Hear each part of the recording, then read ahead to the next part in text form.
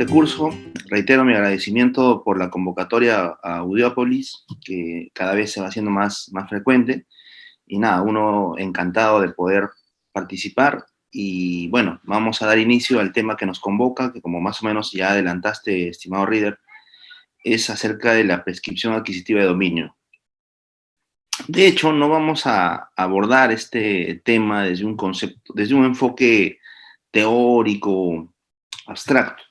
Siempre en lo posible los temas que explico o abordo me gusta enfocarlos desde un plano bastante aplicativo, casi como un método inductivo, ¿no? Desde lo específico a lo general. Así que más o menos esa va a ser la mecánica.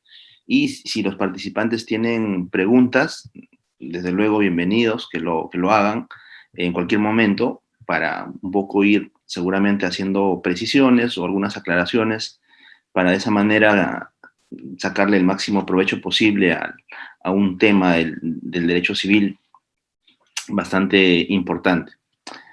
A ver, me gustaría partir de un caso, de una situación real con el que a veces uno se encuentra en el día a día, y de lo que se trata es que a partir del caso y cómo se presenta, con sus matices, el proceso de prescripción adquisitiva de dominio termina convirtiéndose en un instrumento, ¿no? Que de pronto va a permitir a que el cliente interesado en resolver ese problema logre los objetivos que más o menos tienen interés en alcanzar. A ver, partamos de lo siguiente. Siempre nos podíamos encontrar con personas que a veces dicen, ¿no? Doctor Percy, miren, hace más o menos 20 años atrás, mi papá ingresó a este inmueble como inquilino. Y bueno, mi papá ingresó como soltero, pero siendo inquilino y pagando la renta mensual del bien, conoció a mi mamá. Y no solo eso, mi mamá se mudó al bien, se casaron y luego nacimos nosotros. Y no solo eso, sino a la fecha mis padres ya fallecieron. Y bueno, estoy yo como hijo único del matrimonio, he continuado en posesión del bien. Y sucede que al menos hasta que estuvieron en vida mis padres, ellos han venido pagando la renta puntualmente, ¿no? Y ahora, desde esa fecha, desde que fallecieron mis padres a la fecha, nadie me ha requerido el pago de la renta, nadie me ha cobrado absolutamente nada, nadie me ha mandado una carta notarial, no sé nada.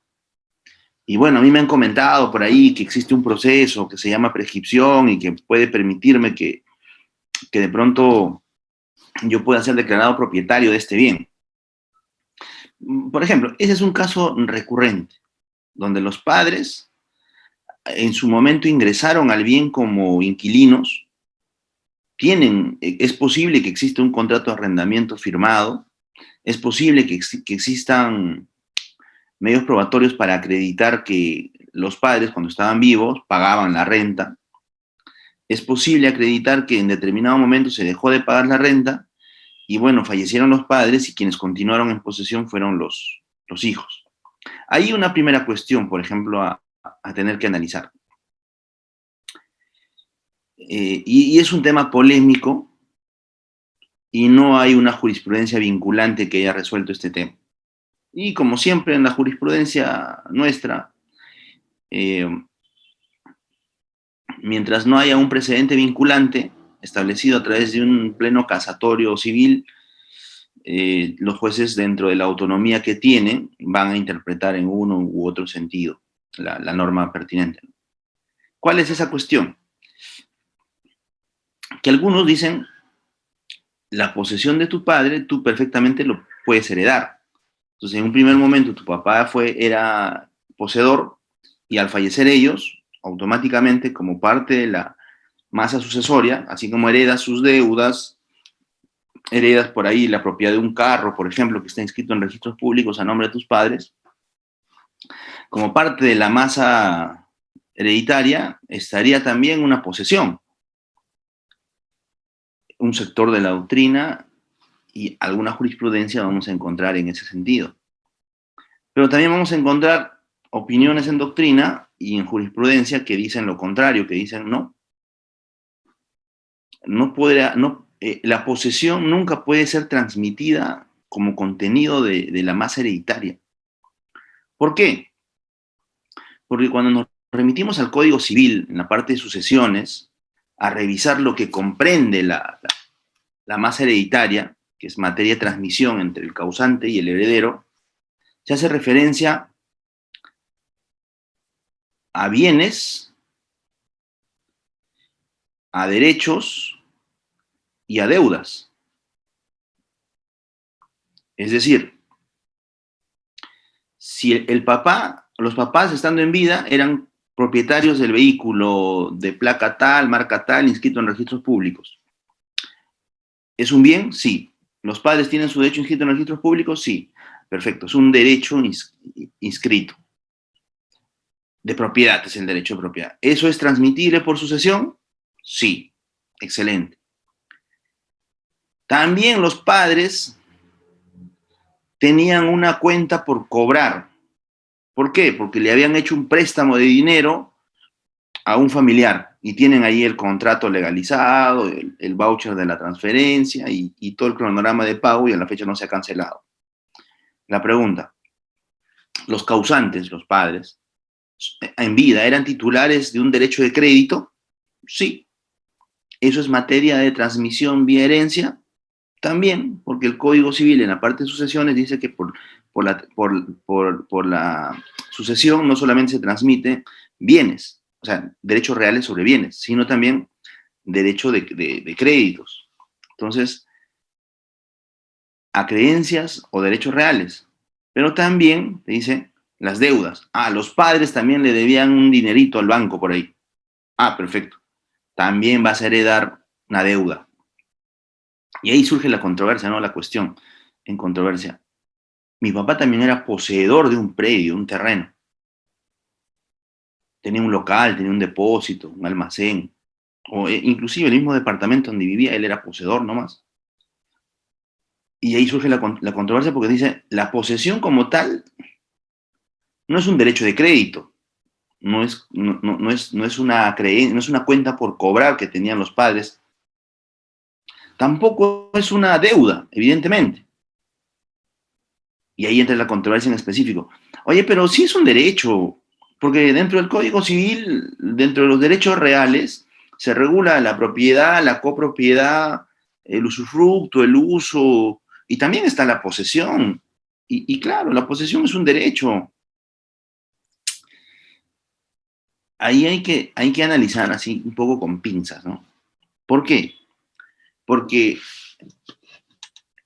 porque dependiendo los datos particulares del caso, la situación podría cambiar. Imaginemos, más o menos partamos de la premisa en el cual yo les mencioné hace un momento. Les había dicho que los padres en vida eran inquilinos, tenían un contrato de alquiler firmado y demás. Entonces, ellos en ese contrato son deudores de algunas obligaciones. ¿Cuál es su obligación? Pagar mensualmente la renta. ¿Qué obligaciones más han asumido los padres en vida en ese contrato? A que una vez vencido el contrato tienen la obligación de restituir la posesión. ¿Y qué hemos dicho en relación a la transmisión sucesoria? No solamente se transfieren a creencias, derechos reales sobre bienes, sino también deudas. Entonces, como los padres eran inquilinos y en esa relación contractual de arrendamiento tenían la posición de deudores, esas deudas naturalmente también la transmiten por sucesión porque el Código Civil, en la parte de sucesiones, permite la transmisión de, de deudas. Entonces, si los padres eran inquilinos, vía transmisión sucesoria, estarían trasladando hacia los hijos esa posición de deuda.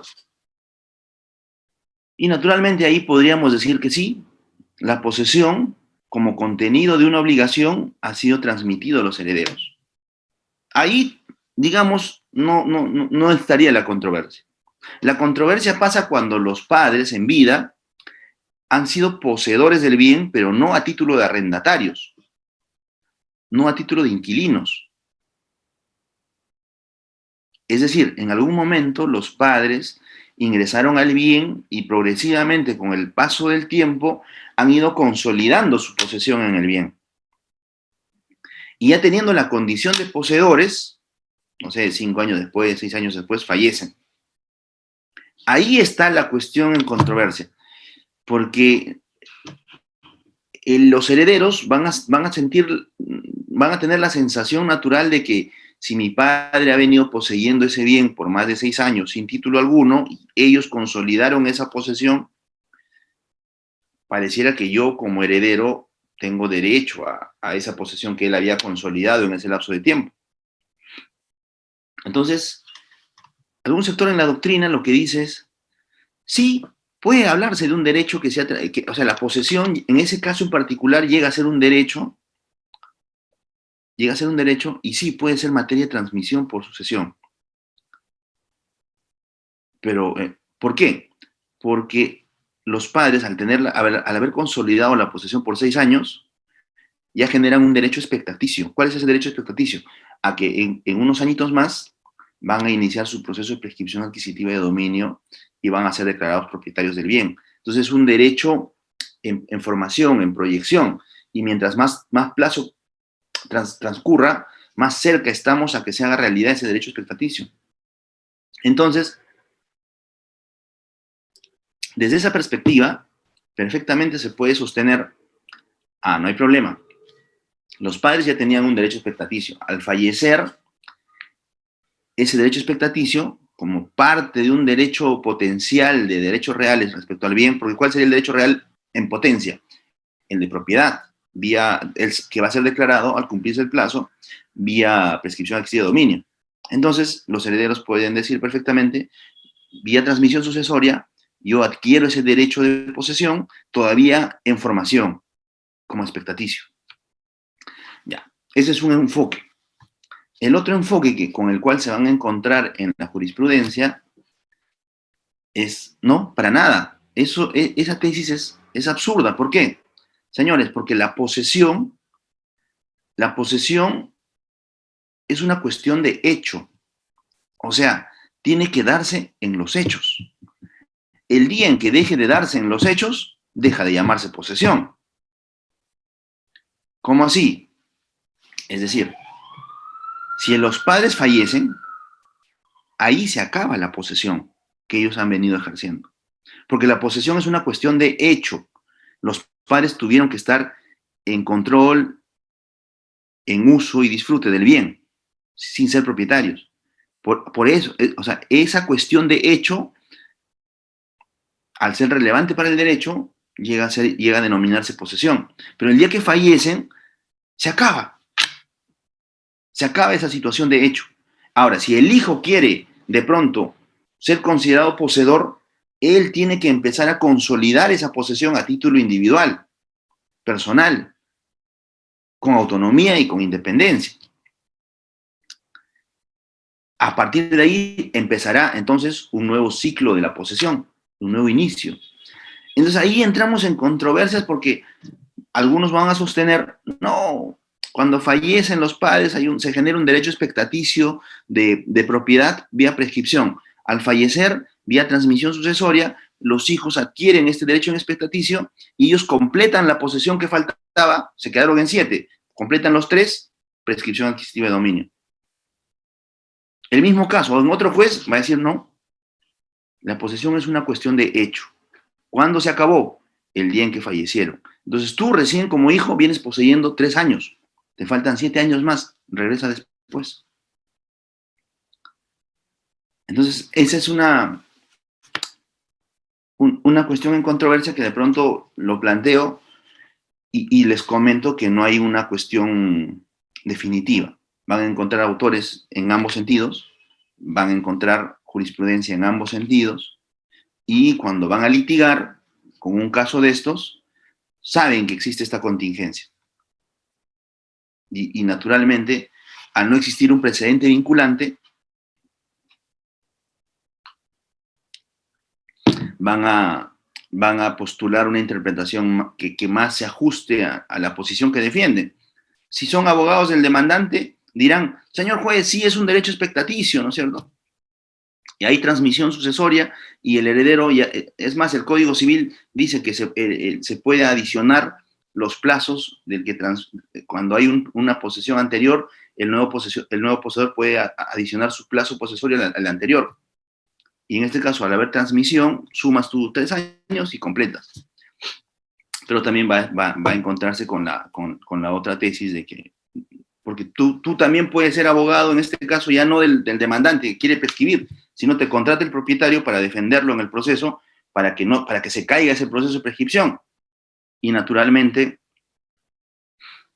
ahí o sea, vas a tener que decidir y vas a tener que asumir un sentido interpretativo. Y si la idea es defender a tu patrocinado, que es el propietario registral del bien, y tu objetivo es que se caiga el proceso de prescripción, la tesis interpretativa que vas a sostener va a ser, la posesión es una cuestión que nace a partir de que se ejecuten los hechos. El día que deje ejecutarse en los hechos, acaba la posesión.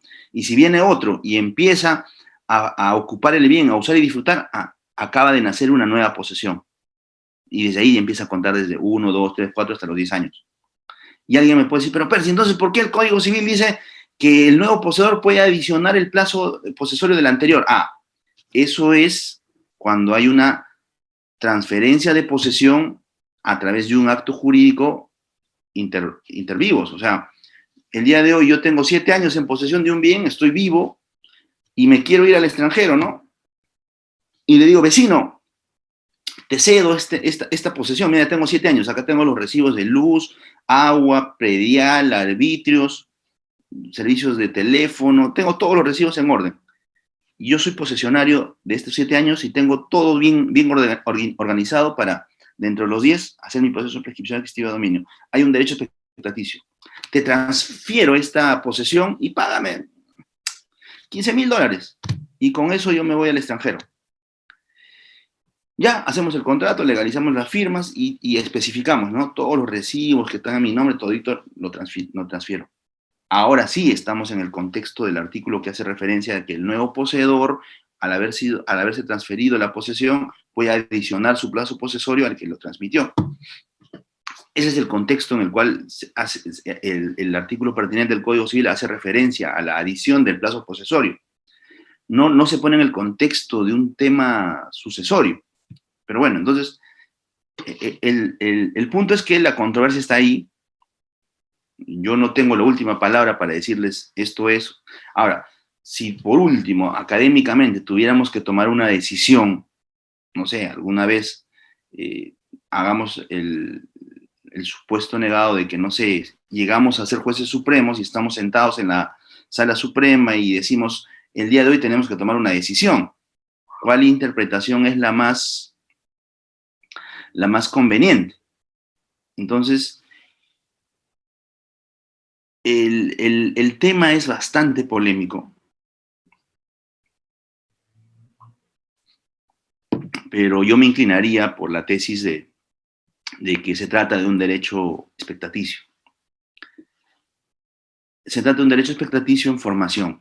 Por ende, sí podría reconocerse como un derecho en formación y como tal ser materia del tráfico jurídico. Y si se puede vender, también se puede heredar. Es decir, si yo tengo 7 años de posesión y te puedo vender y cobrar por eso, y luego tú adicionas tu plazo posesorio, eso sí permite el Código Civil. ¿Por qué no puedo transmitir vía sucesión? Habría como que una contradicción, ¿no? Entonces, yo soy digamos, por último, en último estadio, si tuviera que tomar una posición en torno a esta controversia, asumiría esa tesis. Y desde luego, hay autores de reconocido prestigio que plantean lo contrario y lo hacen desde un enfoque bastante técnico también, porque por definición la posesión es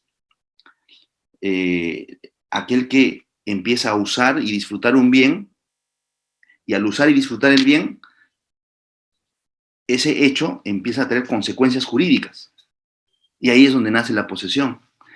Hagamos un paralelo. con el concubinato. No existe el derecho a ser concubino de nadie. Imagínense que salga una ley que diga, ¿no? Todos los varones o las mujeres o cualquiera en general tiene derecho a tener su concubino. Yo planteo una demanda en virtud al derecho a que me asiste de ser concubino, solicito que sea mi concubina tal persona. No existe, pues, el derecho al concubinato. Pero el concubinato está regulado por el derecho, sí, pero de nuevo, no como un derecho, sino como un hecho. O sea, primero, para que sea importante para el derecho, el concubinato tiene que existir en la vida real. Es decir, un varón y una mujer tienen que cohabitar, tienen que pasar determinado plazo, que son 2 años, y a partir del día siguiente de cumplirse ese plazo, surgen derechos, surgen consecuencias jurídicas. Al derecho le empieza a interesar esa cuestión de facto. Y ya surgen los derechos sucesorios, surgen los derechos propias del concubinato. Entonces, esa es la naturaleza. Entonces, en la posesión igual, para que surja la posesión, tienen que primero consolidarse en los hechos. Una vez que se consoliden los hechos, ahí el derecho viene y ya regula las consecuencias del hecho consolidado en la realidad. A ver, por ahí nos están haciendo al parecer alguna pregunta. A ver, nos dicen, buenas noches, ¿se puede prescribir cuartos de vivienda de una quinta por separado o se tienen que ser juntos? ¿Qué documentos se necesitaría para prescripción de existir dominio? Esa pregunta nos hace nuestro amigo Juan. En un momento voy a contestar así preguntas de ese tipo, no te preocupes, lo tengo mapeado. A ver, ¿qué más? Buenas noches, ¿cómo haría para que los recibos del impuesto predial salgan a nombre del usucapión? O sea, me imagino de la persona que está interesada en la prescripción y no del anterior propietario de mala fe. Ya, ahorita vamos a entrar a esos temas bastante específicos, ya. Entonces, cerrando este primer punto, como les dije, yo me inclinaría por la tesis de que se le debe reconocer como un derecho expectaticio, pasible de transmisión vía sucesoria, y perfectamente el heredero puede adicionar su plazo posesorio. Ahora, en el caso que yo les había planteado, los inquilinos pueden prescribir. Por definición, los inquilinos no pueden prescribir. ¿Por qué? Porque el 950, el Código Civil, cuando habla de los requisitos para la prescripción adquisitiva de dominio, nos dice la posesión tiene que ser pacífica, continua, pública y como propietario.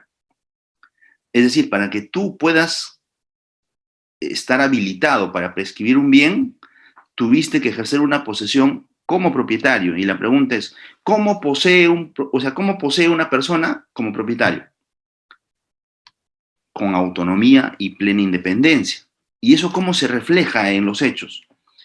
A ver, si uno es inquilino de un bien, celebra un contrato de arrendamiento, le dan la llave y mensualmente paga la renta, esa persona, el inquilino, ¿ejerce posesión del bien con autonomía e independencia? La respuesta es no. ¿Por qué? Porque ese inquilino no puede tomar decisiones libremente sobre el bien. ¿Quiere modificar algo? Tiene que pedir la autorización al propietario. ¿Quiere hacer una remodelación? ¿Quiere sacar una licencia para hacer una remodelación de las estructuras o el diseño? Tiene que pedir autorización al dueño. El inquilino está subordinado a ejercer la posesión de acuerdo a las cláusulas del contrato. Has alquilado con un fin de vivienda, entonces solo es para vivienda. Has alquilado con un fin comercial, solo es con fin comercial. Entonces se dan cuenta que los inquilinos, por definición, cuando ejercen la posesión, ejercen una posesión subordinada, sometida a las cláusulas del contrato. En cambio, esa persona que consolida la posesión sin contrato de arrendamiento, es decir, un día encuentra un inmueble desocupado y poco a poco, día a día, va tomando ocupación del bien y luego consolida su posesión, esa persona no le rinde cuenta a nadie. Y esa persona empieza a explotar, a usar y a disfrutar ese bien con plena autonomía e independencia. A eso se llama poseer como propietario. O sea, es una posesión sin rendirle cuenta absolutamente a nadie, tomando decisiones como si fueras un dueño, porque así se comporta un dueño. Un dueño es quien toma la decisión sobre qué cosas, qué cambios hacer sobre el bien, o cómo usarlo, o cómo disfrutarlo. Claro, respetando el marco general, ¿no? Que sin afectar derechos de tercero, normas públicas, de las buenas costumbres y demás. Entonces,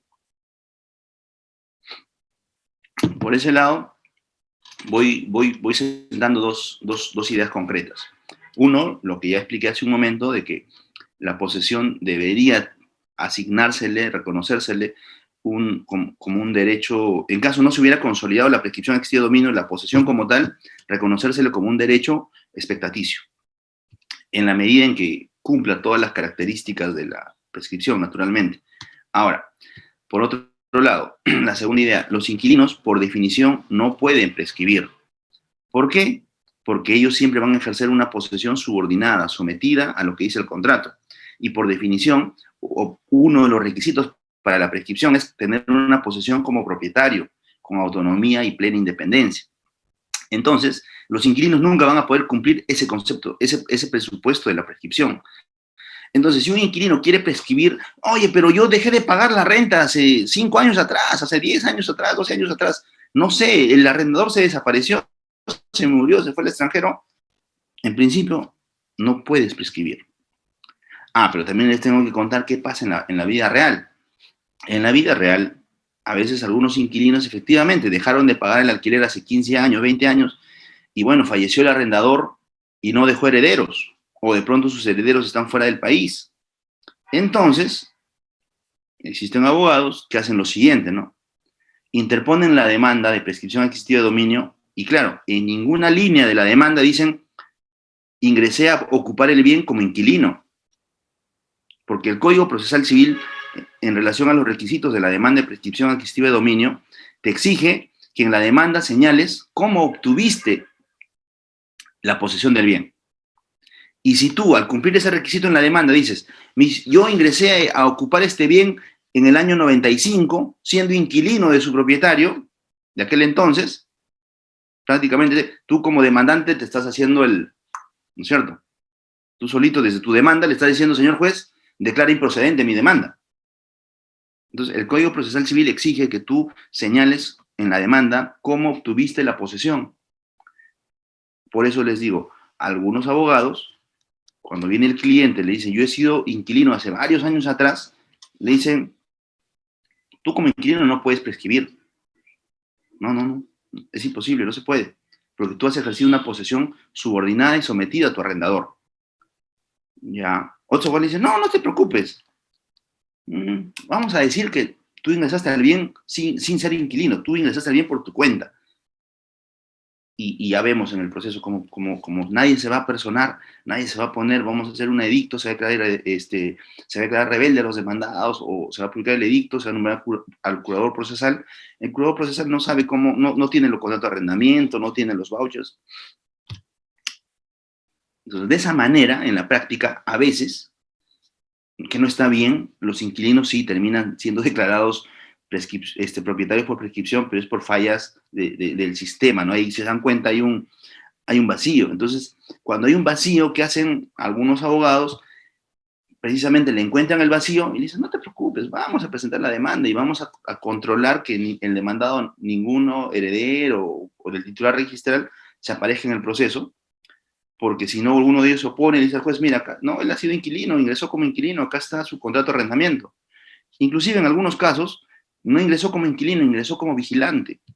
Y a lo largo del tiempo se murió la persona que lo contrató, sus herederos no se interesaron en el bien, y el vigilante, cuando presenta la demanda, no dice, pues ingresé como vigilante, porque si el inquilino no puede prescribir, el vigilante menos, porque él está más subordinado que el inquilino en relación al propietario registral del bien.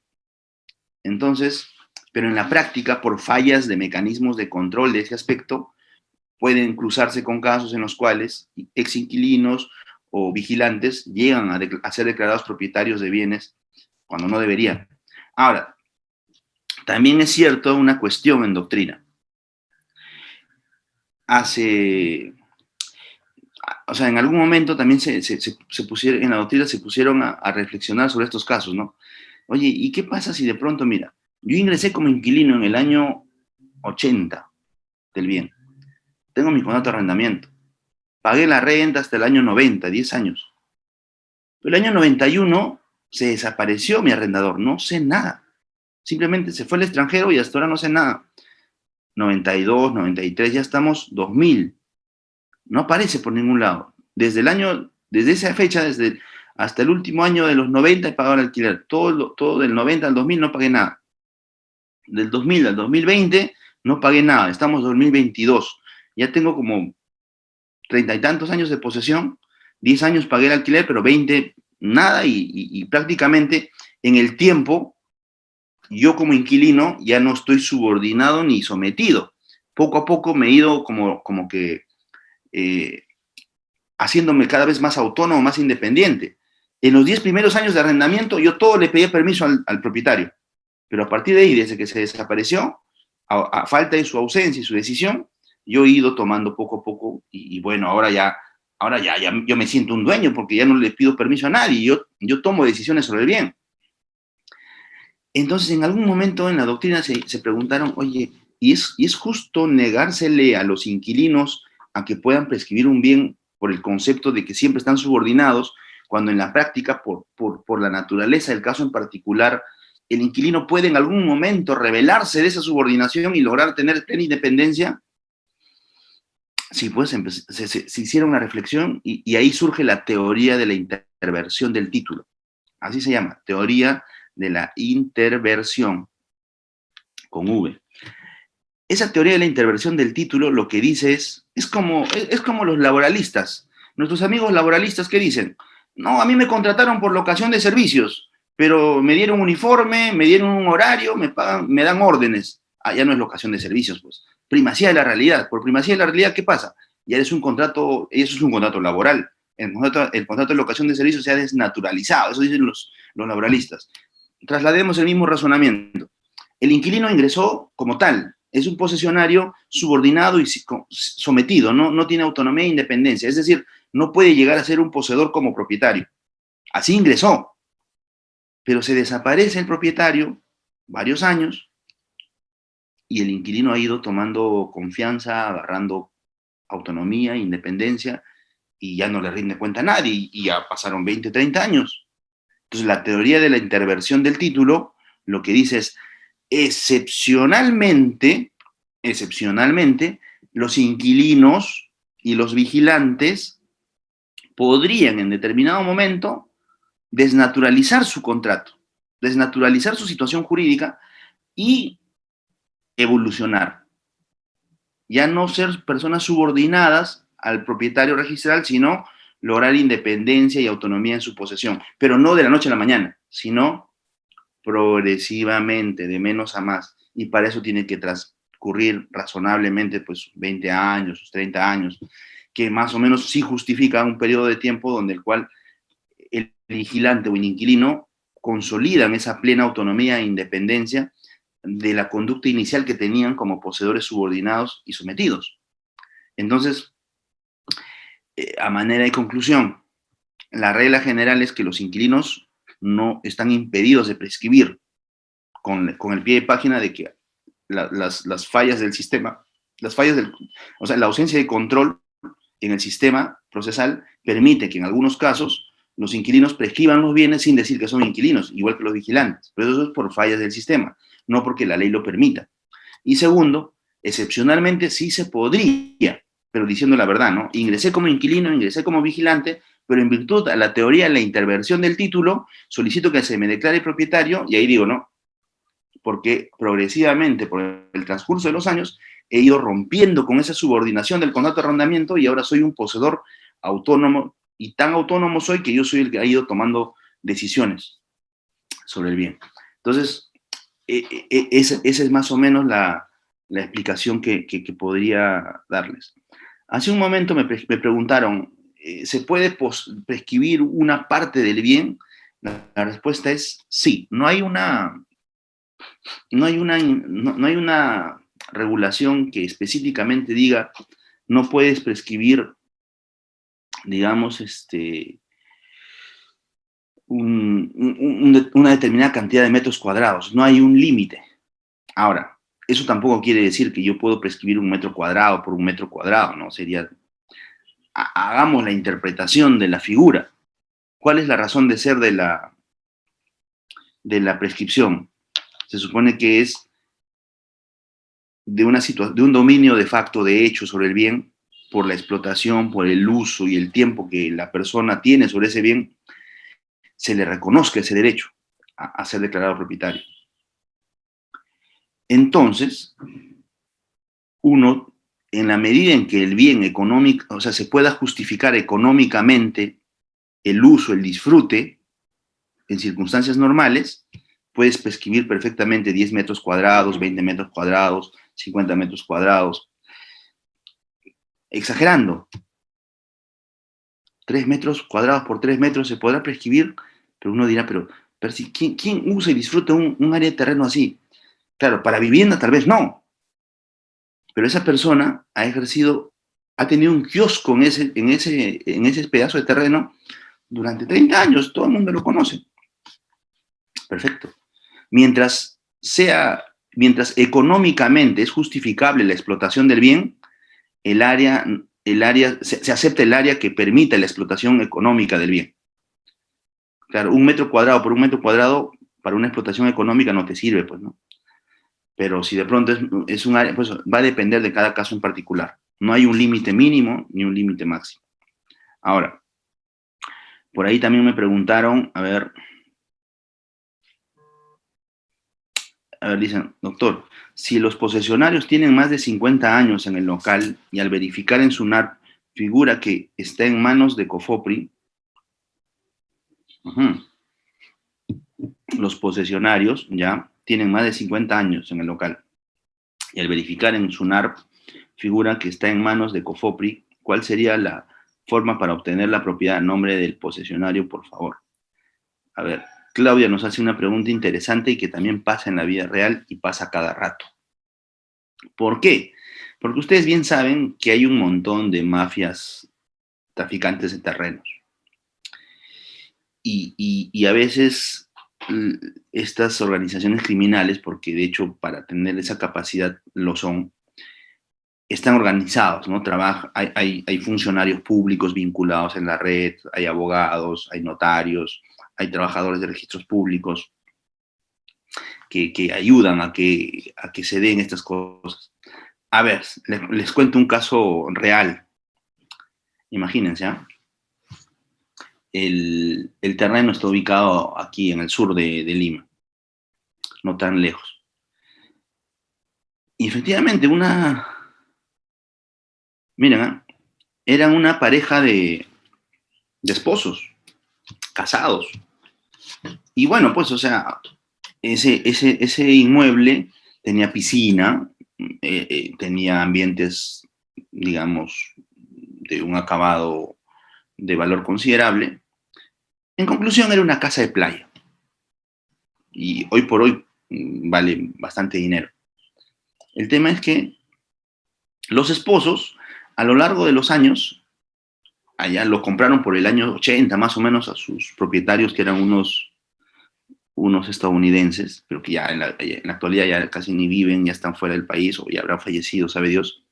Lo concreto es que ellos lo compraron, pero bueno, fue por un contrato así informal, ¿no? Porque claro, los gringos tampoco tenían su título inscrito en registros públicos, porque todavía era un terreno, no tenía inmatriculación registral. Entonces, la pareja de esposos empezó a construir y bueno, tienen la piscina y era una casa de playa bien bonita. Han pasado los años y los esposos se pelean. O sea, más que se pelean, se separan, de hecho, ¿no? Ya no hacen vida en común como sociedad conyugal. Y el esposo empieza a mantener una relación extramatrimonial con otra persona. Y claro, o sea, la pareja de matrimonial terminó en buenos términos. O sea, no hay problema, dijo, ¿no? O sea, ya hemos sido esposos casi por 25 años y normal, ¿no? Si quieres irte bien, la esposa, ¿no? Dentro de todo. Solo que hay que ponernos de acuerdo sobre los bienes, ¿no? Porque tenían varios bienes. Entonces hacen un contrato donde dice, ponen de acuerdo, ¿no? Un borrador de liquidación de sociedades gananciales para cuando nos divorciemos. Esta casa que está en el sur, dice, ¿no? Los dos firman reconociendo que es un bien social, solo que está pendiente hacer el proceso de titulación a través de COFOPRI, por prescripción administrativa. Entonces dicen, vamos a hacer nuestros mayores esfuerzos, vamos a costear 50-50 los gastos del saneamiento, y una vez que salga el título, va a salir el título a nombre de la sociedad conyugal. Y lo vendemos y nos repartimos a medias. Perfecto, ese era el plan. Eso lo pactaron en un contrato los dos aún esposos, pero ya estaban separados. Pero ahí un poco la deslealtad del esposo, digamos. ¿Por qué? Porque él todavía seguía teniendo la llave del inmueble. Y todos los recibos de luz, agua, teléfono, todos estaban a su nombre, porque bueno, o sea, producto de la convivencia con su esposa, ella le dijo, encárgate tú todos los temas de las deudas del bien. Entonces, él era quien pagaba la luz, el agua, digamos, es parte de la distribución de roles propios de un matrimonio.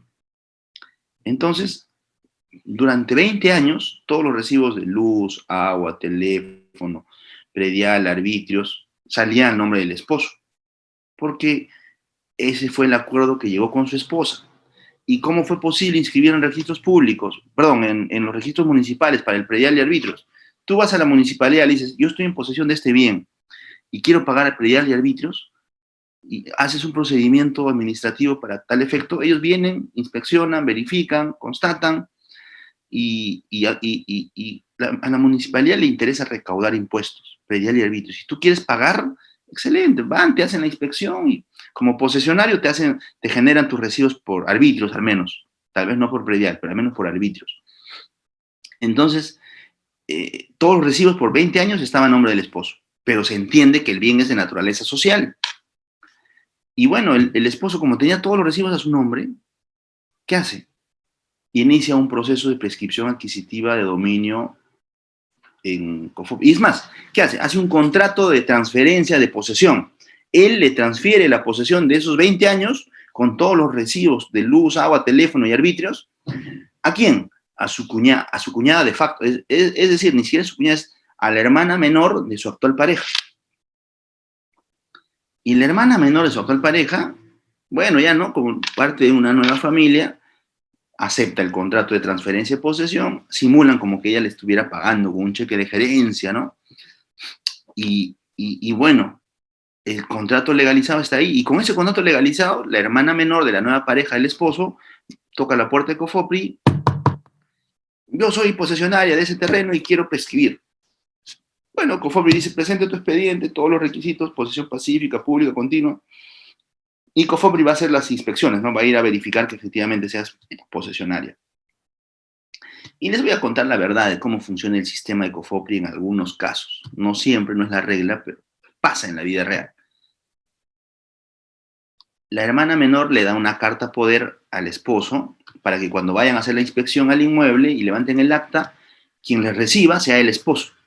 Claro, porque como él tiene la llave, porque todavía ha quedado en buenos términos con su esposa, él pues, entra al inmueble los domingos, cualquier rato, entra.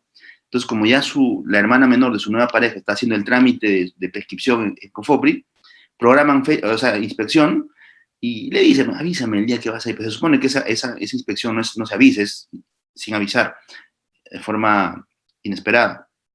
Pero producto de la corrupción que hay también dentro de COFOPRI, le avisan, ¿no? Entonces él, como tiene la llave, va, deja abierto todo, dice, sí, acá le dejan pasar a los inspectores, toman fotografías, todo, y ahí está la ropa, inclusive de la esposa, los bienes de la esposa, todo lo hace pasar como si fuera de la hermana menor de su nueva pareja extramatrimonial. Y bueno, se levantan el acta, se toman los registros y todo bien. Y como parte del procedimiento de prescripción administrativa en COFOPRI, se supone que se tienen que tomar entrevistas a los vecinos, ¿no? Ya el esposo también ahí habla con un vecino, sí, obviamente con corrupción de por medio, y hay 2, 3 que declaran, pues, ¿no? Y bueno, el procedimiento administrativo con irregularidades así, y claro, la hermana cuando prescribe, presenta los recibos de luz, agua, teléfono, todo porque le ha transferido, se supone, el esposo, ¿no? Entonces cumple todos los requisitos, sale el título de propiedad en COFOPRI. La esposa, tranquila, ¿no? Confiando en su esposo, dice, ya, mi esposo estará encargándose del saneamiento, ¿no? Para que nos vendamos esa casa y nos repartamos, y ahí tengo un capital interesante. Fuera de que tenían otros bienes, claro, por repartir. Y de un momento a otro, llega una carta notarial, donde dice, desalojan el bien, es de mi propiedad. Se ve en registros públicos, titulación por COFOPRI, propietaria, casualmente era la hermana menor de la nueva pareja del esposo. ¿Y quién era la que tenía, o sea, quién es el verdadero posesionario del bien? ¿Y quién debe prescribir? Es la sociedad conyugal. Por ahí me hacían la pregunta, ¿no? ¿Qué pasa si de pronto, o sea, no es lógico? Se supone que COFOPRI, al momento de verificar la posesión, tiene que tener una rigurosidad tal que tiene que descartar ese riesgo de que alguien, el día que va a COFOPRI a inspeccionar, muestre una foto que no es en la realidad. Se supone que COFOPRI tiene que tener mecanismos eficaces para que eso no pase, pero en la vida real pasa. Entonces, COFOPRI termina titulando a cada rato, por corrupción de promedio también, a personas que no son posesionarias. Y los verdaderos posesionarios a veces viven ahí 20 años, 30 años en el bien y se enteran de un momento a otro, a través de un proceso de desalojo, le llega, aparece un nuevo propietario titulado. Y en el proceso de desalojo, si no tienes ningún documento, ahora, en este caso, ¿no? Le llegó un proceso de desalojo a la esposa, y bueno, ella tiene que demostrar ante el juez del proceso de desalojo para que no la saquen del bien, que el bien es de naturaleza social. Felizmente tiene el contrato que firmó con su esposo de proyecto de repartición de bienes de la sociedad gananciales, y ahí se declara que ese bien de Playa de la Casa Sur es de la sociedad conyugal. Y casualmente, ¿quién es la nueva propietaria? La hermana menor de la nueva pareja extramatrimonial del esposo, con quien casualmente tiene 2 hijos.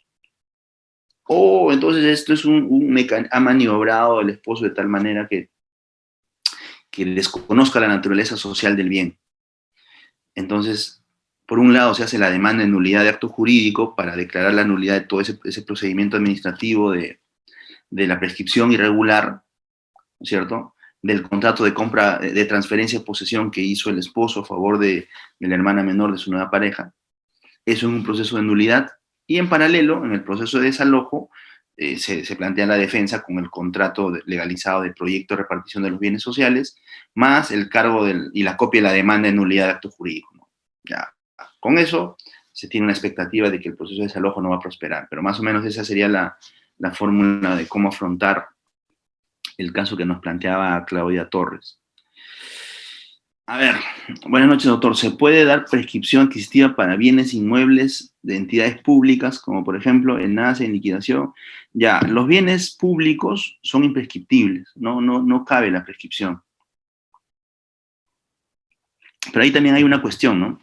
Hay bienes públicos, o sea, son bienes de propiedad del Estado, mejor dicho, pero de dominio público y de dominio privado, o de uso público. Entonces, los bienes de uso público o de dominio público son absolutamente imposibles de prescribir. Y los bienes de dominio privado sí son posibles de prescribir. Entonces, hay que hacer la investigación del caso para dar con la naturaleza de ese bien. Si es un bien, si es un parque, evidentemente es de uso público, ¿no es cierto? Pero si es un terreno que no es un parque ni una carretera, hay que investigar para determinar si es un bien no es de uso público, pero tal vez es de dominio público. Si lo es imprescriptible, no se puede. Pero si es de dominio privado, sí se puede. Hay que hacer la validación en la Superintendencia de Bienes Nacionales, y también cada institución, cada entidad, cada municipalidad, cada gobierno regional, cada institución pública tiene un registro interno que se llama el Margesí. Ese registro interno es un registro oficial de todos los bienes de esa entidad o esa institución. Y ahí está establecido la naturaleza: dominio público, uso público, dominio privado. Si es de dominio privado, bingo, puede prescribir. Si no, no. Bien.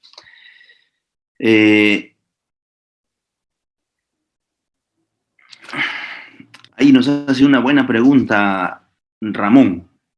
El doctor nos dice, a ver, buenas noches, una pregunta. ¿El concepto de posesión en lo civil se aplica al delito de usurpación? Y ahí nos pone unas caritas de sonrisa. Mi respuesta es efectivamente. A ver, les voy a poner un ejemplo de la vida real. Esto me pasó cuando fui a dictar una conferencia, si no mal recuerdo, a Juliaca o a Puno. ¿Qué había pasado? Un ciudadano extranjero fue a esa zona del Perú a, a hacer estudios, digamos. Este ciudadano extranjero estaba en su onda ambientalista y dentro de la libertad que tenemos como ciudadanos podemos dedicarnos a la actividad que querramos. Algunos nos dedicamos a ser abogados, otros se dedican a hacer otra cosa en la vida. Entonces este ciudadano era así, de viajar a lugares así, estudiar y hacía sus estudios y ese era su mundo, ¿no? Entonces fue a Puno, Juliaca, por ahí a hacer unos estudios. Sabe Dios que nunca me enteré los detalles específicos. Y de pronto alquiló un hospedaje, una habitación, un espacio para quedarse, ¿no? Y a medida que pasaba el tiempo, pues el ciudadano extranjero fue haciendo amigos, se agarró confianza y de pronto también empezó a ir de juerga algunos fines de semana. Y en uno de esas salidas, lo asaltan a nuestro amigo, el extranjero. Lo asaltan, pierde sus objetos personales, sus tarjetas. Entonces, se queda sin liquidez. Y bueno, pues no, hace las coordinaciones del caso, y si no mal recuerdo, en un país así, algo complicado, donde para transferir dinero no era pues de un día para otro, o sea, como que había que hacer varias gestiones y demoraba, y como él no tenía sus documentos, no podía hacer retiro de dinero. Entonces el ciudadano extranjero empezó a tener problemas de liquidez porque se quedó con lo que tenía en efectivo y ya no podía acceder a sus cuentas porque no tenía sus documentos. Si para un peruano es fregado, imagínate, no sé si alguna vez ustedes han perdido la billetera, han perdido sus tarjetas, lo primero que van a hacer naturalmente es bloquear las tarjetas y van a ir a RENIEC a sacar duplicado su DNI y después de una semana que demora el trámite recién vas a ir al banco para sacar una nueva tarjeta y para sacar el dinero que tienes ahí, porque no es que nadie tenga bajo el colchón necesariamente siempre, a menos que estés lavando activos, ¿no? Entonces, lo mismo le pasó al ciudadano extranjero, se quedó sin liquidez y la pensión donde estaba, naturalmente dejó de pagar. Y de pronto el administrador o el propietario de la pensión empezó a tener un conflicto porque, digamos, también la personalidad del extranjero cuando pagaba era jodido, era exigente, fastidioso. Entonces, me imagino que esta vez que él estaba un poco en desgracia, el propietario de la pensión empezó a exigirle, ¿no? Oye, tienes que pagar, que esto ya se estaban preocupando porque pasaban 2 meses y prácticamente no pagaba ni un sol. Y su deuda se iba incrementando. Entonces un día se le ocurre al propietario de la pensión y al administrador, dicen, plata no le va a llegar a este brother, hay que sacarlo. Y así, ¿no? Clandestinamente esperan un poco un horario así de la noche, le llaman, salen a la puerta y le sacan así o sea, le ayudan, digamos, a empacar a la fuerza y lo sacan, ¿no? De la pensión. Y él naturalmente se niega a salir, ¿no? Y entonces por ahí empiezan a forcejear y le golpean en la nariz al extranjero y tenía algunas lesiones en la nariz y por ahí hubo unos golpes. Y entonces, como se arma un pleito así escandaloso, viene la policía, pues, ¿no? Entonces la policía los detiene a todos y los llega a la comisaría. Entonces en la comisaría y el fiscal un poco se emocionan con el caso y dicen, o sea, usurpación, pues, ¿no?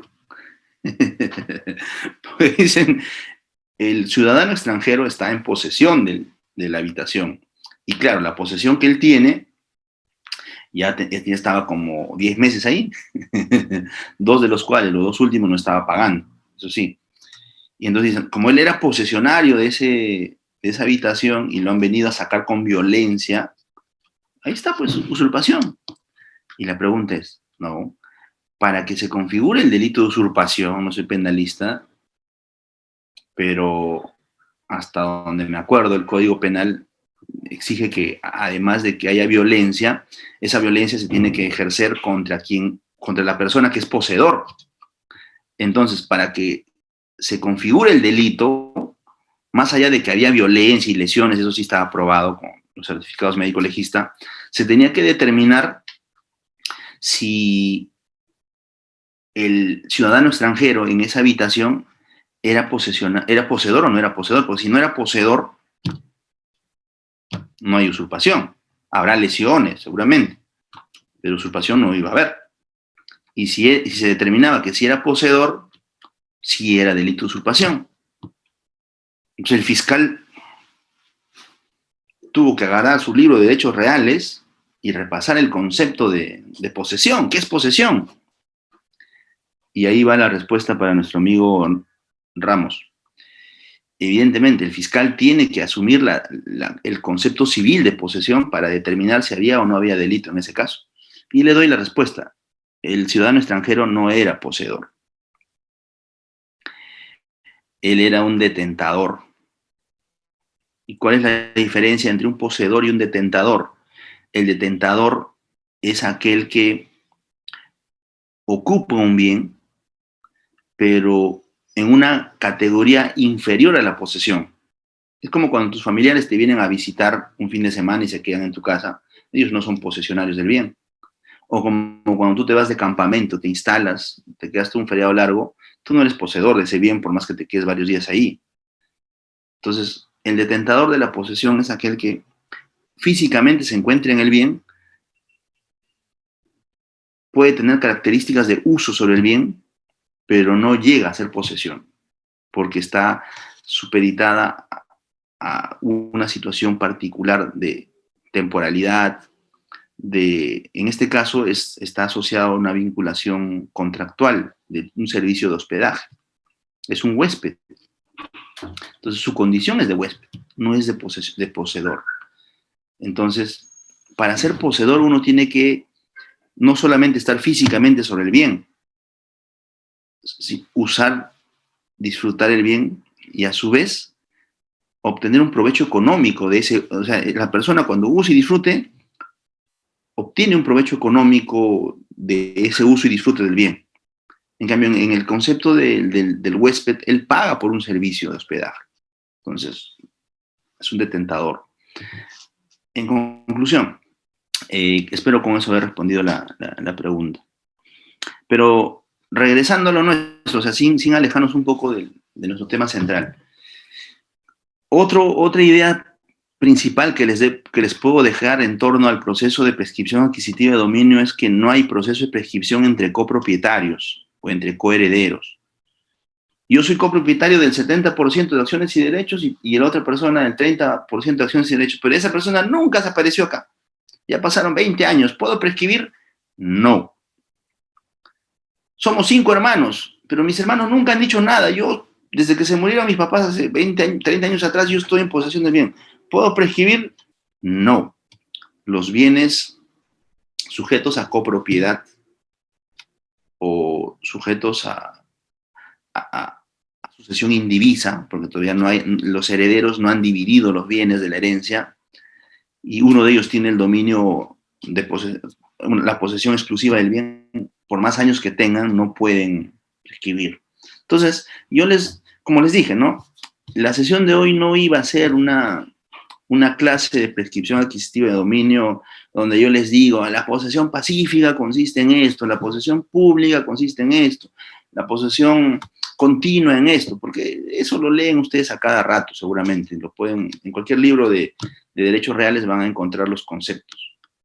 Mi objetivo en esta disertación era plantear cuestiones cotidianas de la vida real con lo que ustedes se van a encontrar cuando ejerzan, digamos, el litigio y se encuentran en un caso de prescripción. Van a encontrarse con datos objetivos de la vida real que tienen estos matices.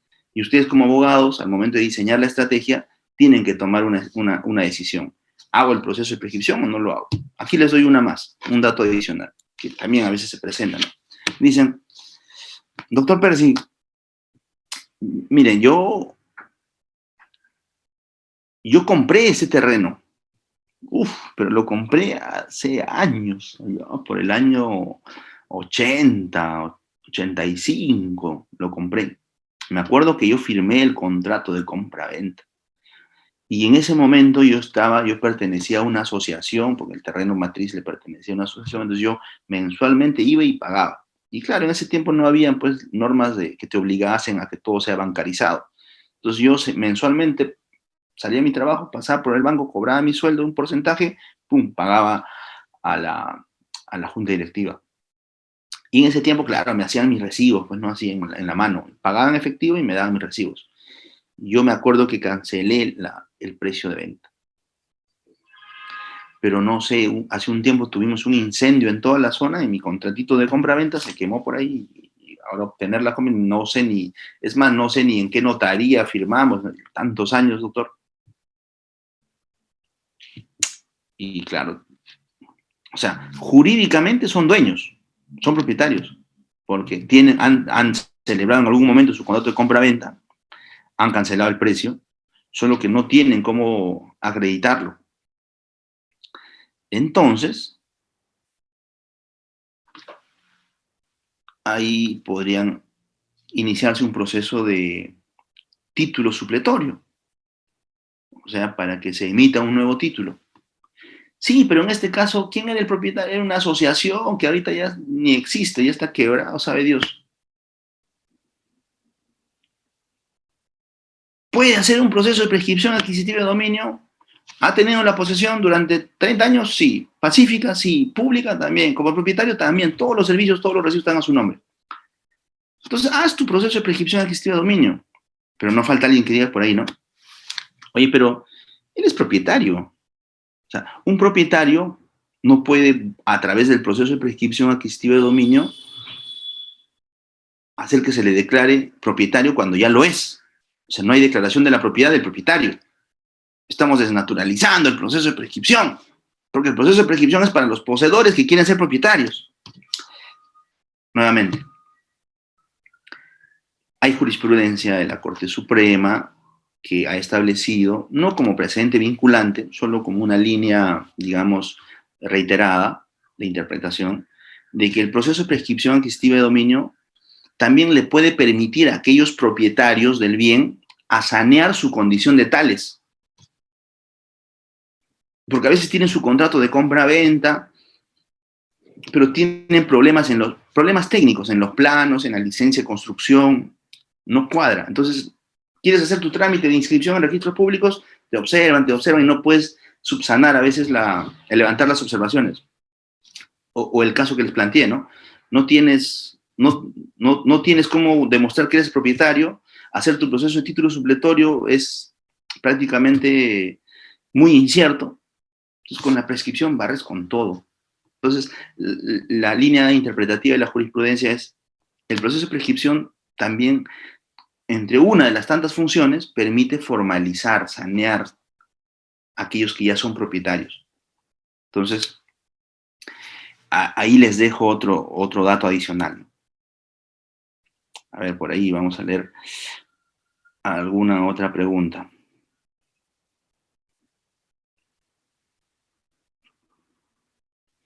Doctor, buenas noches. Un hermano se puede declarar prescripción adquisitiva a raíz de la muerte de la madre. En la actualidad tiene la posesión.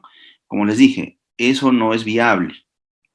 O sea, cuando hay bienes, eso se llama bien indiviso. Todavía no se ha repartido la herencia y uno de ellos, uno de los herederos, pretende hacer la prescripción, debería ser improcedente. Pero nuevamente, a veces por fallas de control del sistema procesal puede pasar. Un ejemplo, se muere la mamá, los otros hijos, nadie quiere hacer la sucesión intestada. ¿Mm? Nadie. Entonces, el hijo que está en posesión hace el proceso de... Y es más, puede darse el caso inclusive que en registros públicos el inmueble todavía está inscrito a nombre de la inmobiliaria. La mamá compró, tiene su testimonio de escritura pública, pero por ahí hay una falla técnica en los planos y no se puede inscribir en registros públicos. Habían observaciones y observaciones por temas vinculados a licencias. Entonces, la mamá nunca hizo el levantamiento de la observación a nivel técnico, con arquitectos, con ingenieros, haciendo un trámite en la municipalidad para modificar la recepción de obras, cosas así. Nunca hizo. Pasaron los años, la señora falleció y uno de los hijos se queda en posesión del bien, y la señora tiene otros hermanos, tiene otros hijos, son varios herederos. Se supone que ese bien es de la herencia, pero en registros públicos sigue inscrito a nombre de quién, de la empresa inmobiliaria. Este hijo que tiene la posesión del bien, por concepto, por definición, ese bien es de la herencia, por tanto no debería prescribir. Pero ¿qué pasa en la vida real? No va a faltar un abogado que le diga, no te preocupes, vamos a presentar la demanda, tú no vas a decir que este bien lo compró tu mamá, tú calladito. Vamos a decir, tú ingresaste a poseer este bien en tal fecha, ya cumpliste los 10 años, tienes todos los recibos, luz, agua, teléfono, arbitrios, 10 años, ping, declarado propietario. Es más, ni vas a decir que tienes hermanos. Pasa, hasta en las mejores familias. Así que amigos, con esto he terminado. Espero haya sido del agrado de todos ustedes esta explicación un poco más aplicativa, operativa, más que de conceptos de prescripción, porque entiendo que eso ustedes lo pueden revisar en cualquier momento en cualquier libro de derechos reales. No sé, Reader, ¿te encuentras conmigo? Sí, doctor, atento. Doctor, algunos participantes estaban levantando su manito, no sé si se puede brindar la Claro, claro. oportunidad. Excelente. Doctor Leonel, muy buenas noches. Está activo su audio. Adelante. Bien, buenas noches. ¿Se me escucha? Sí, claro, buenas noches. Sí, doctor, gracias ante todo por la exposición. Una pregunta operativa. En el caso de un poseedor que tiene viviendo 20 años, tiene distintos documentos que acreditan la posesión, por ejemplo, partida de nacimiento de los hijos, colegio, pero respecto al impuesto predial y arbitrios, todavía está a nombre de propietario registral, pero sí él tiene los pagos que ha hecho de todos los años. Pero están esos documentos municipales a nombre del propietario registral. ¿Podría con esos documentos aspirar a una prescripción, sea notarial o judicial? Claro que sí, doctor, pero claro, es una muy buena pregunta operativa. Eso en la vida real pasa. ¿Por qué? A ver, imagínense, yo, Percy Santos, estoy en posesión de un bien, eh, nadie me dice nada, ya consolidé mi posesión aquí. Y claro, lo que es luz, agua, teléfono, eso yo contrato el servicio, sale a mi nombre y yo voy a tener esos recibos. Por ese lado, todo bien. Pero en predial y arbitrios, el bien está inscrito a nombre del propietario registral en la municipalidad. Y se va generando un estado Obviamente, si nadie paga eso, ¿qué va a pasar? La municipalidad va a hacer cobranza coactiva y podría ser un embargo en forma de depósito o de los bienes muebles que están dentro del inmueble. Entonces, yo como Percy soy el que estoy viviendo dentro del departamento y tengo mi televisor, mi refrigeradora, mi mesa, mi juego de lo que sea. Y si yo puedo no pagar, pero si no pago, ¿cuál es el riesgo? La municipalidad, como nadie está pagando, un embargo en forma de secuestro, se lleva mis bienes. Entonces, yo como posesionario también estoy interesado en algún momento prescribir el bien, voy a la municipalidad, le digo, yo les quiero pagar. Habría que hacer un trámite administrativo para que los recibos se emitan a tu nombre. De hecho, te van a decir que no. Apelas, te van a decir que no. Vas al contencioso, le vas a decir, pues si no me dejan emitir el recibo predial y arbitrios a mi nombre, yo nunca voy a poder prescribir este bien. O en todo caso, me limitas mi derecho legítimo de acceder a la prescripción, que está vinculado a la propiedad. Entonces, interpretando correctamente las normas municipales administrativas, cuando ellos verifican que tú eres el poseedor actual, deberían registrarte como titular, como posesionario, y a partir de eso permitirte pagar los impuestos. En la práctica no lo hacen, es muy difícil, pero ya. Entonces, lo más práctico, ¿qué hacen los que se encuentran en mi condición? Ya tanta cosa, voy, pago, pero los recibos siguen emitiéndose a nombre de Juan Pérez, el titular registral. Yo estoy 20 años, 30 años en el bien y sigue el recibo Juan Pérez. Hagamos esto. Hay que ir a RENIEC, hay que sacar la información de Juan Pérez, ¿no? La ficha RENIEC. ¿Qué pasa si esa persona ya murió hace 20 años? Tú cuando presentes tu demanda de prescripción vas a decir dos cosas. Señor juez, yo estoy viviendo acá. Acá tengo los recibos, porque yo los he pagado. Evidentemente, los recibos han salido a nombre de Juan Pérez, pero acá tengo su partida de función. Él no ha pagado porque él ya estaba muerto. Yo tengo los vouchers que acreditan que pagué. Entonces, es un tema formal porque la municipalidad nunca me dejó a mí inscribirme en los registros de la municipalidad para yo pagar los impuestos. Pero en la práctica yo pagué. Así es como se supera ese problemita operativo del proceso de prescripción, estimado amigo. Excelente, doctor. Tenemos al participante con nombre Windows. ¿Está activo su audio? Por favor, puede activarlo usted mismo. Sí, estimado participante. Bueno, si no, doy pase, doctor Jaime. Buenas noches. Está activo su audio. Adelante. Doctor Jaime, bienvenido. Doctor, muy buenas noches. Gracias por su disertación. ¿Me escucha, por favor? Sí, lo escucho. Buenas noches. Doctor, buenas noches. Dígame, doctor, una persona construye en el techo de un edificio y esas áreas de ese techo eran 4 o 5 personas las que tienen derecho al área de ese techo. Y uno de los inquilinos agarró y cerca toda esa área y ya la hace una azotea, porque era techo, la hace una azotea, construye, y esta persona ya tiene ahí 27 años aproximadamente viviendo ahí. Y los otros inquilinos que tenían derecho, durante esos años no han dicho nada. O sea, han aceptado porque esa construcción está a la vista.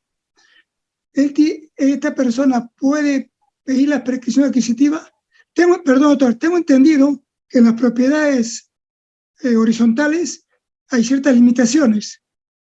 Yo le pregunto, ¿esa persona puede hacer el proceso de prescripción adquisitiva? Gracias, pues. Listo, gracias.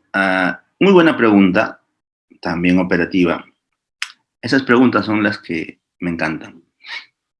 Un poco para que todos los participantes puedan seguirnos en la respuesta, voy a tomar la idea de la pregunta para que la pregunta quede claro para todos. Un ejemplo así, que también pasa en la vida real.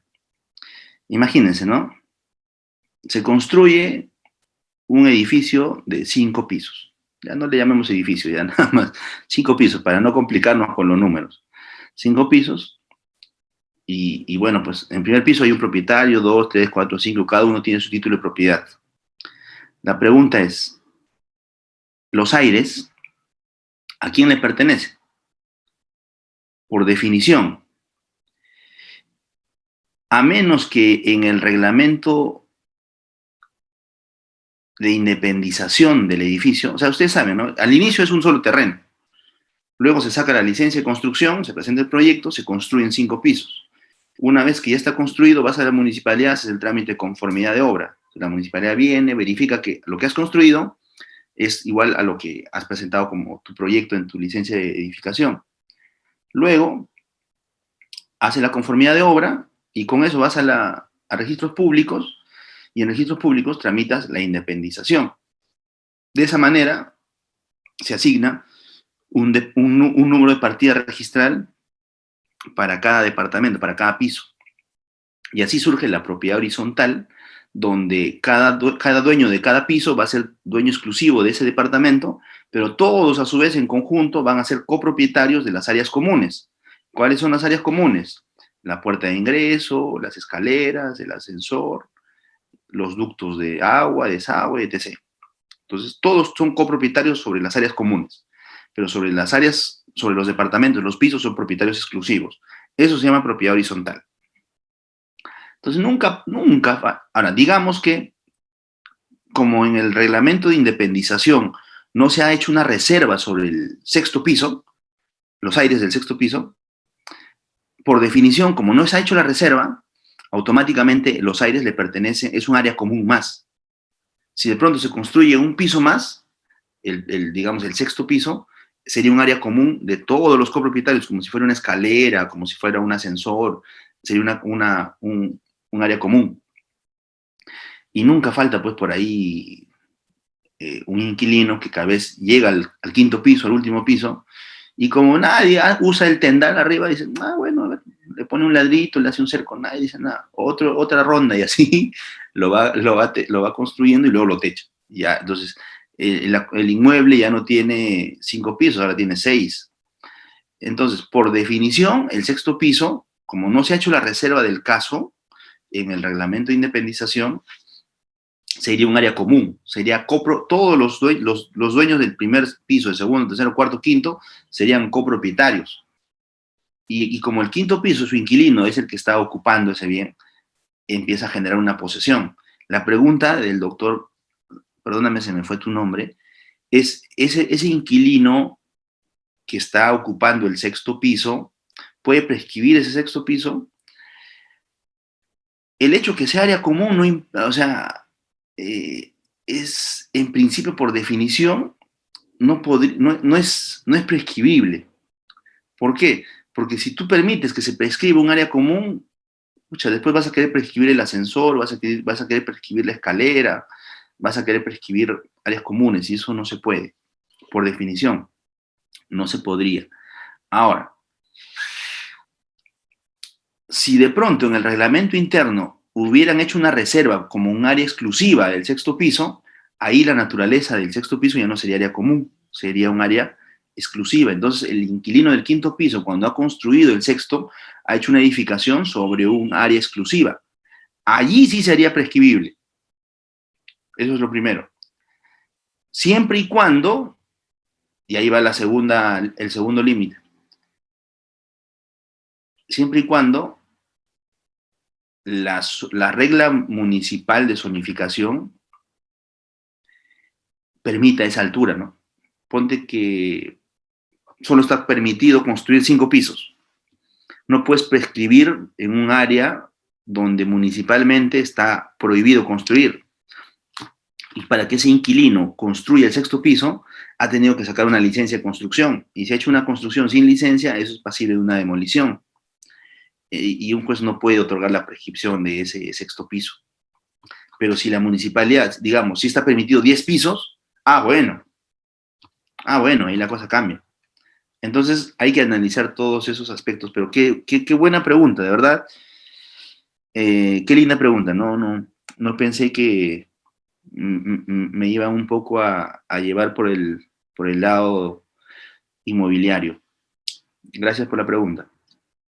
Excelente, doctor. Doctor José, muy buenas noches. Adelante, está activo su audio. Doctor, una consulta quizás no operativa, pero sí de conocimiento. ¿Cómo yo puedo probar la posesión continua, pacífica, pública y como propietario? Ya. A ver, la posesión pacífica básicamente se acredita porque no ha habido en tu contra demandas de desalojo, no ha habido denuncias por usurpación, o sea, denuncia penal, ¿no? No ha habido, digamos, acciones judiciales o reivindicación o mejor derecho de propiedad. O sea, tu posesión ha estado exento de litigios. Entonces vas al Poder Judicial, sacas un registro a tu nombre de procesos judiciales, así como sacas antecedentes penales, policiales, en materia civil puedes sacar un registro de si tienes o no tienes procesos. O si no, pides al juez que oficia el sistema de justicia del Poder Judicial para que informen si contra ti ha habido algún proceso de prescripción, desalojo.